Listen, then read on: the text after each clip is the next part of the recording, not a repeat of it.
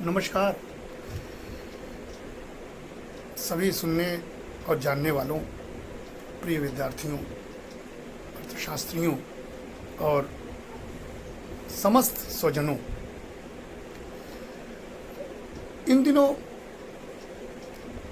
हम लोग कोरोना की महामारी से जूझते हुए लगभग 74 दिन हो चुके हैं। हम लोग लॉकडाउन फेज में हैं और इस बीच तमाम एनालिसिस भारतीय अर्थव्यवस्था को लेकर तमाम आने लगे और हमारे देश के अंदर और बाहर के अर्थशास्त्रियों में भारत की इकॉनमी को लेकर ज़्यादा चिंता होने लगी, जबकि पूरी दुनिया की इकॉनमी इफेक्टेड हो गई। और एक rating agency, Moody rating agency है, जिसके बारे में सब लोग जानते हैं। बीच बीच में वो अपने रेटिंग को बताते रहते हैं। फाइनेंशियल है, वेस्टर्न है, यूएसए बेस्ड है। उसने 1 जून को भारत की रेटिंग को डाउन कर दिया और उसके बाद मानो यहाँ पर फिर एक जो कुछ सीमित अर्थशास्त्री हैं जिनका कि दायरा थोड़ा सा सीमित है, उन लोगों ने उस रेटिंग को लेकर ही भारतीय अर्थव्यवस्था को नकारात्मक बना दिया और उसमें हमारे देश के विपक्ष के नेता ने भी जोर आजमाइश शुरू कर दिया और उस रेटिंग एजेंसी के कहने के अनुसार भारत को रेट करने लगे। तो हमने एक हेडिंग दिया फिर अपने स्टूडेंट्स के लिए कि rating Moody versus Modi's mood in the Covid era. माने हम लोग मूडीज जो एजेंसी है और हमारे प्रधानमंत्री मोदी का जो मूड है उसका रेटिंग करें। तो मूडीज का रेट तो नेगेटिव आ गया, लेकिन हमारे प्रधानमंत्री का मूड जो है हमेशा पॉजिटिव है, सकारात्मक है। उन्होंने गेट बैक ग्रोथ कहकर अपने मूड को दिखा दिया। तो इस बात से शुरू करते हैं कि क्यों ऐसा हो रहा है, क्यों एक एजेंसी के कहने पर हम लोग नेगेटिव हो रहे हैं, जबकि हमको समझना चाहिए कि पूरी दुनिया में कोरोना का ये महामारी फैला हुआ है और आज 7 जून है। 7 जून तक पूरी दुनिया में लगभग 70 लाख लोग प्रभावित हो गए हैं उस रोग से और लगभग 4 लाख से अधिक लोग मृत्यु हो गए के काल में समा गए। और जो जहाँ का मूडी एजेंसी है वहाँ पर सबसे अधिक यानी यूएसए में 20 लाख से अधिक प्रभावित हैं और 1,12,000 से अधिक मौत हो चुकी है। और सारे वेस्टर्न को देखा जाए तो इस 4 लाख में 3.5 लाख से अधिक उसी वेस्टर्न हेमिस्फीयर में मौतें हुई हैं जहाँ की ये रेटिंग एजेंसीज हैं। और भारत और चाइना में ये मौतें कम हुई हैं। तो ये एक तरह से वेस्टर्न एजेंसीज का भी घबराहट है कि मॉर्टेलिटी यहाँ क्यों कम हो रहा है, लॉकडाउन यहाँ सफल कैसे हो रहा है। तो वो इन्वेस्टमेंट का कहीं माहौल न बन जाए, तो सारे पैरामीटर्स को लेके एक रेटिंग करने की कोशिश करते हैं, जिसको कि हमारे प्रधानमंत्री सदा नकारते रहते हैं। वो रेटिंग पर विश्वास नहीं करते हैं। तो इस बैकग्राउंड में देखा जाए तो कोरोना ने हमको हमारे ग्लोबल पब्लिक हेल्थ को, जो हम रोज़ बोल रहे हैं, डायमेंशन, हमारे इकोनॉमिक्स पैरामीटर्स को, हमारे डोमेस्टिक पॉलिटिक्स को, हमारे इंटरनेशनल सिक्योरिटी को, हमारे ग्लोबलाइजेशन के कॉन्सेप्ट को, फाइनेंशियल मार्केट को, कंज्यूमर स्पेंडिंग को, मैन्युफैक्चरिंग सेक्टर को और एनर्जी कंजम्पशन को प्रभावित किया है। ये पूरी दुनिया में प्रभाव पड़ा है, ये केवल भारत में प्रभाव नहीं पड़ा है। तो कोई रेटिंग करता है तो पूरे ग्लोब का एक साथ रेटिंग हो, तब तो तुलनात्मक अध्ययन हो। लेकिन विकसित देश और विकासशील देश का अगर रेटिंग करना है तो आज कोविड एरा में मृत्यु के आधार पर रेटिंग किया जाए तो भारत और चाइना तो नंबर 1 पर है ना। तो इस पूरे रेटिंग में एशियन डेवलपमेंट बैंक ने बहुत पहले 4 ट्रिलियन US डॉलर का इकोनॉमिक इम्पैक्ट बता दिया था। तो जब पूरे दुनिया में इकोनॉमिक इम्पैक्टेड हो रहा है तो केवल इस कोविड के दौर में भारत के ऊपर क्यों चर्चा हम लोग करना चाहते हैं। भारत कोई विश्व से अलग नहीं है और भारत बड़ा इकोनॉमिक प्लेयर है। इसीलिए शायद मूडीज़ ने इस राइट टाइम समझा कि भारत में ये चर्चा छेड़ दिया जाए, ताकि इन्वेस्टमेंट का जो माहौल वेस्टर्न हेमिस्फीयर में गड़बड़ हो रहा है उसको हम लोग बैलेंस कर सकें। ठीक है। तो मूडी ने 1 जून को भारत का जो रेटिंग, हम उस पर डिटेल नहीं जाएंगे क्योंकि ये बहुत टेक्निकल टर्म है, लेकिन रेटिंग इतना समझिए कि पहले Baa3 था, उसको घटाकर Baa2 था, माने एक पायदान नीचे कर दिया। जो उन्होंने रेटिंग दिया था 2017 में, उससे एक पायदान नीचे कर दिया। ये 1 जून अभी माने कोविड के दौर में ही रेटिंग का आने का एक तो मतलब नहीं है, लेकिन दे दिया और ये कर दिया कि 4% के जीडीपी का श्रिंक होगा। हाँ होगा, पूरी दुनिया में नेगेटिव ग्रोथ है, भारत में भी होगा, लेकिन भारत में किसी ने नेगेटिव नहीं कहा है। 1.6 या 0.8 तक जाने की बात कही है, लेकिन नो नेगेटिव, क्योंकि हमारा एग्रीकल्चर सेक्टर मजबूत है। ये सारे बैकग्राउंड में मूडीज ने रेटिंग कर दिया। और मूडीज का रेटिंग का तरीका क्या है कि ए माने 3A जो होता है वो बेस्ट होता है, और उसमें लॉन्ग टर्म रेटिंग्स होती है, और highest quality and lowest credit risk, जहाँ पर हाईएस्ट क्वालिटी और लोएस्ट क्रेडिट रिस्क होता है उसको AA कहा जाता है। रेटिंग का एक तरीका है।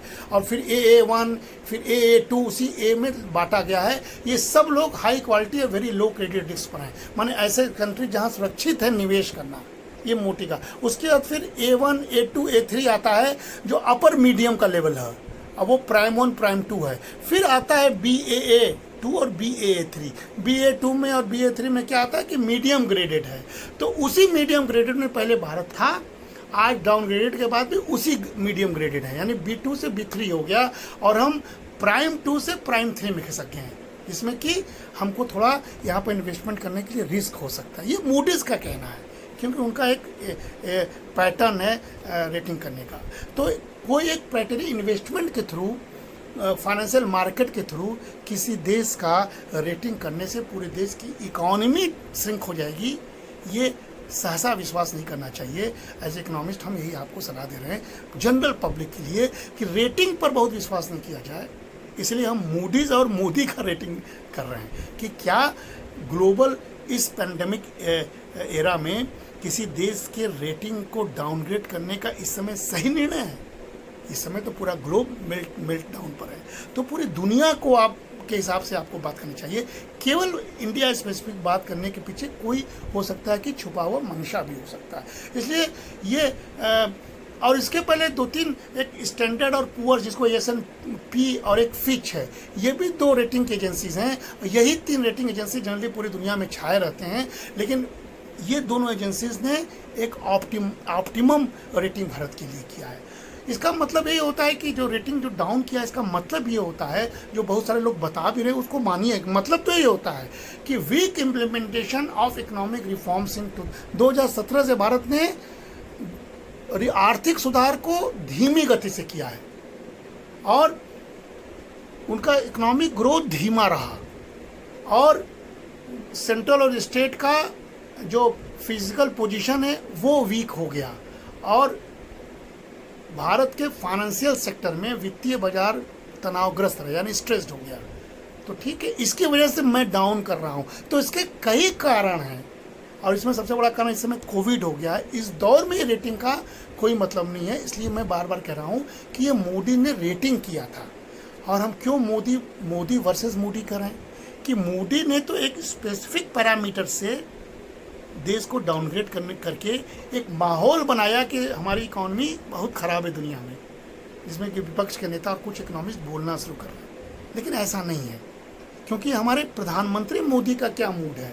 प्रधानमंत्री मोदी का मूड ये है कि उन्होंने बहुत पहले ही 2016-17 से ही इस तरह के रेटिंग एजेंसियों का खिलाफत किया, कहा कि ये बायस्ड है, और कहा कि हमेशा ये भारत जैसे विकासशील देशों के अगेंस्ट ये रेटिंग होता है, जिससे कि भारत जैसे इकॉनमी जो तेज़ी से इमर्जिंग इकॉनमी है वो डिप्रेस्ड हो सके, और वेस्टर्न कंट्रीज हमेशा अपवर्ड मूवमेंट की ओर अपने को दिखा सकें।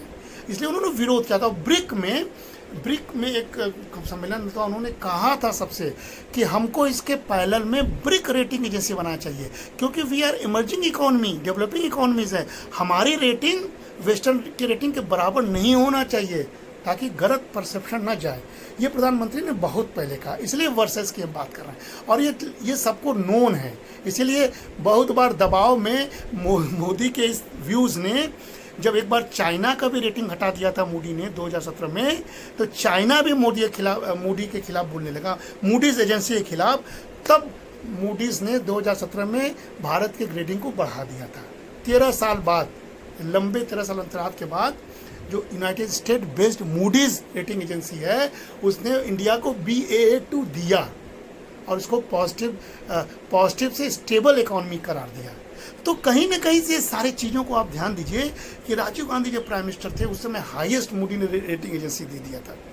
ठीक है, इकोनॉमिक रिफॉर्म की बात है, तो रिफॉर्म्स कराना होता है या इन्वेस्टर को प्रमोट करना होता है, तो मूडी का हमेशा रेटिंग ये आगे आता है और फ्लक्चुएट होता है। अटल बिहारी वाजपेयी को उन्होंने डाउन किया था, जबकि एक अटल बिहारी वाजपेयी ने बहुत बड़ा रिफॉर्म किया था, और मोदी के समय वो लगातार इस तरह की रेटिंग दे रहे हैं, इसके पीछे की मंशा नहीं समझ में आती है। लेकिन ये इंडियाज़ जो स्विंग है मूडीज़ एजेंसी का, इसके पीछे का निहितार्थ समझना चाहिए हमको। तो ये एक तरह से लॉकडाउन के समय उन्होंने किया था।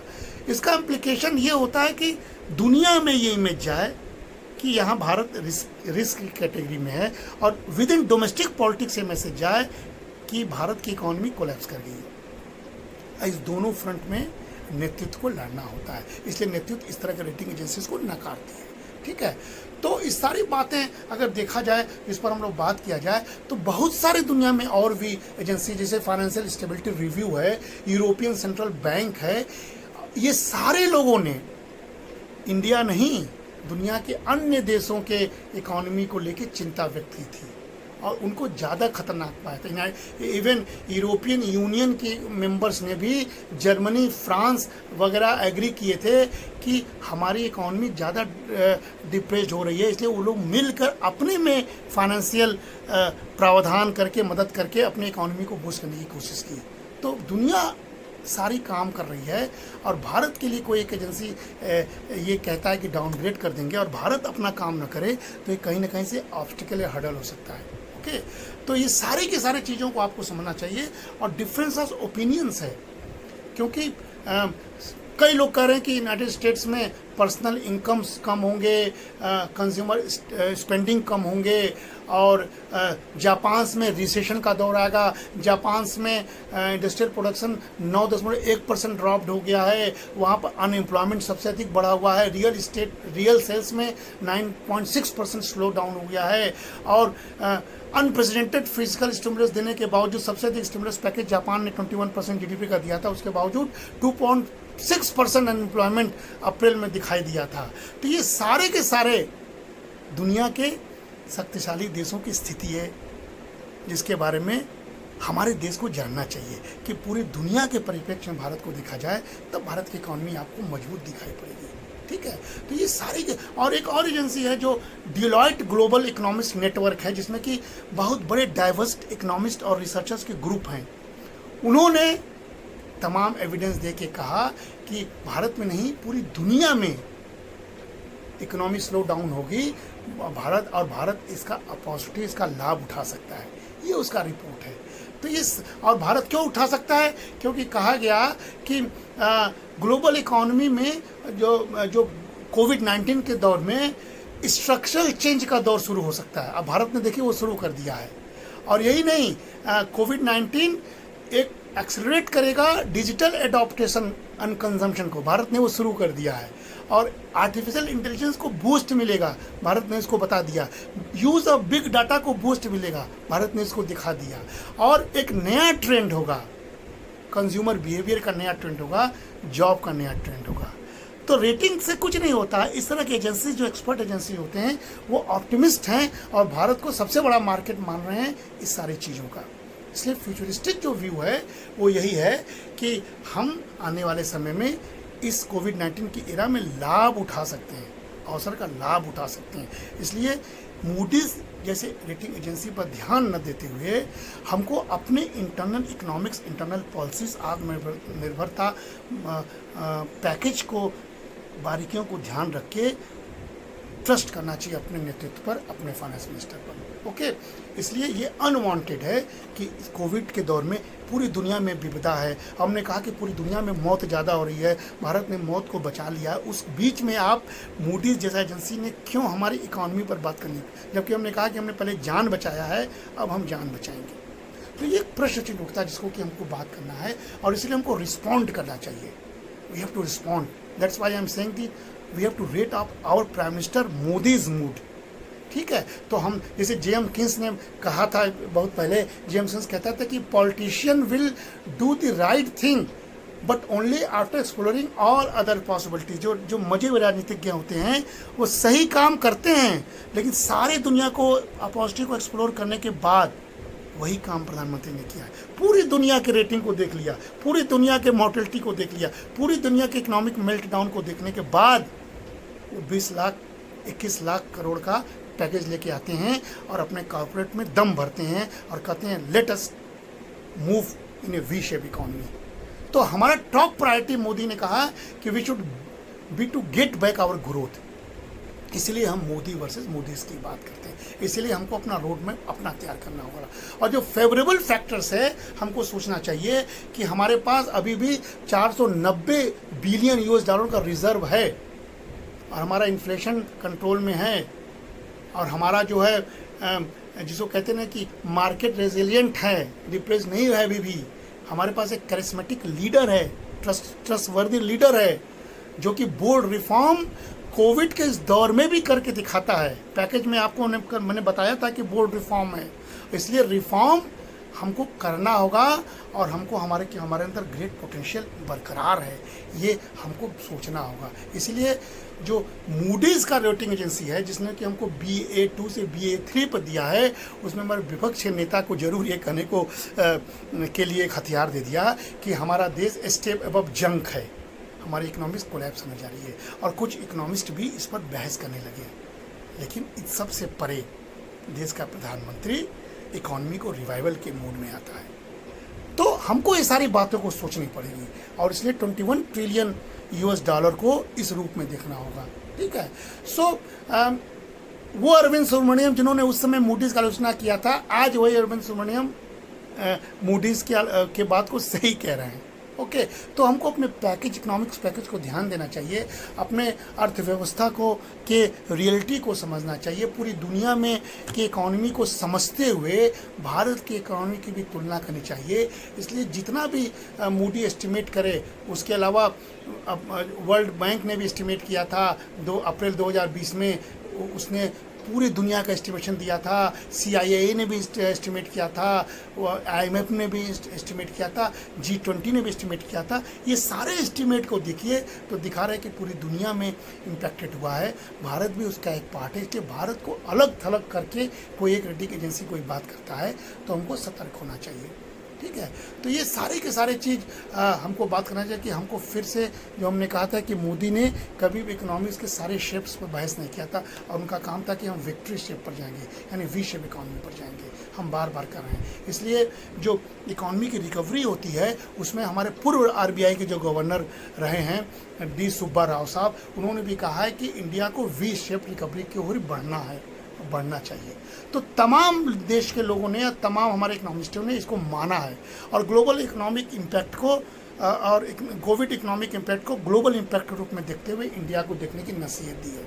और जो हम कोविड से खिलाफ लड़ रहे हैं, जैसे दुनिया भर में इकोनॉमिस्ट ने 3 केवल बातें कही हैं। वो कहा है कि फिजिकल स्टिमुलस पैकेज देना चाहिए, मॉनेटरी स्टिमुलस पैकेज देना चाहिए, और चेंजेस इन इंडस्ट्रियल और रिफॉर्म्स करने चाहिए। ये पूरी दुनिया में चल रहा है, भारत ने तीनों करके दिखाया है, जब यूनाइटेड स्टेट्स, जापान ने केवल इसमें से 1 या 2 कर पाई है, लेकिन भारत ने तीनों किया है कोविड ने। हमने ये डिटेल आपको बताया है कि भारत ने इस पूरे के पूरे कोविड में जब आत्मनिर्भरता लगभग 21 लाख रुपए का जो पैकेज दिया है, उसमें ये तीनों चीज़ दिखाई दी है कि उसने रिफॉर्म भी किया है, उसने स्टिमुलस भी किया है, उसने लिक्विडिटी भी प्रोवाइड किया है, क्योंकि अपने इकॉनमी को उसको मजबूती से खड़ा करना है। ठीक है, इसलिए भारत ने क्या किया, भारत ने तीनों को लेते हुए क्या कहा, हमको अपनी अर्थव्यवस्था को रिफॉर्म, परफॉर्म और ट्रांसफॉर्म करना है। We have to reform, perform and transform our Indian economy. और इसलिए जो स्टिमुलस पैकेज की बात हो रही है, सबसे अधिक हमने कहा कि जापान ने 21% GDP का दिया है, फिर US ने 13, स्वीडन ने 12, जर्मनी ने 10, और उसके बाद 10% भारत ने दिया है। स्टिमुलस पैकेज सबसे अधिक 5वां स्थान भारत का है स्टिमुलस पैकेज देने में, जिसको कि पूरी दुनिया सराहती है।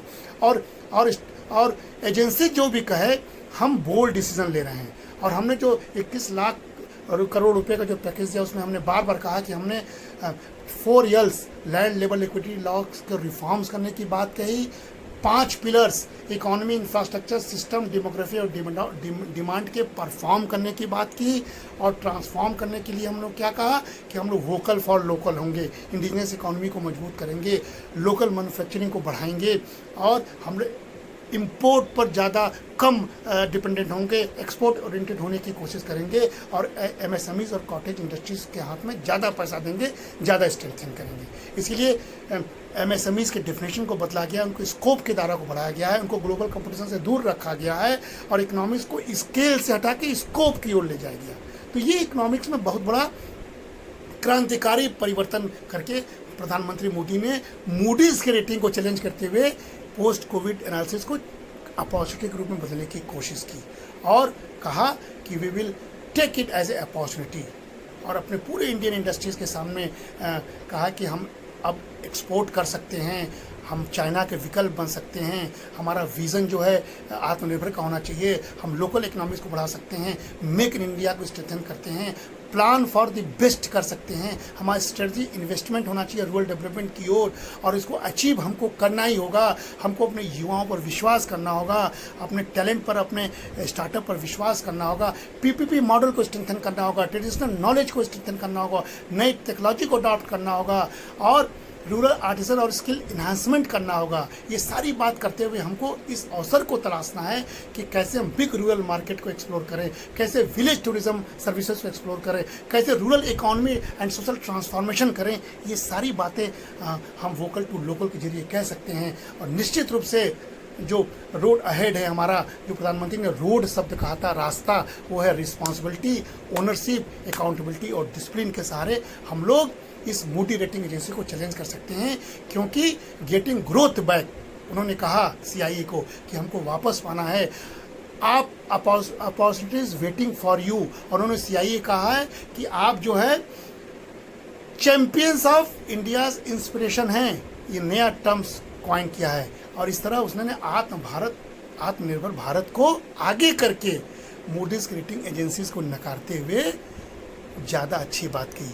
और बहुत लोगों ने कहा है कि मिरर जो है, दर्पण सच बोलता है, दर्पण वही दिखाता है जो आप देखना चाहते हैं। तो आपको दर्पण में देखना है, अपनी छवि को भी अच्छा करना होगा, दर्पण के सामने में श्रृंगार करना होगा, सुंदर बनना होगा। क्योंकि हम कहते हैं कि दर्पण आपका इंसाइट दिखाता है, आप कैसे सोचते हैं वो दिखाता है, दर्पण कुरूपता नहीं दिखाता है, दर्पण इंसाइट दिखाता है। और दर्पण में दुनिया आपका चेहरे को कैसे दिखाएगा ये नहीं दिखाया जाता है, बल्कि आत्म सम्मान से आप कैसे अपने चेहरा को दिखाते हैं, ये दर्पण की क्वालिटी है।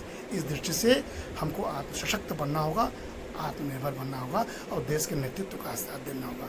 नमस्कार, धन्यवाद।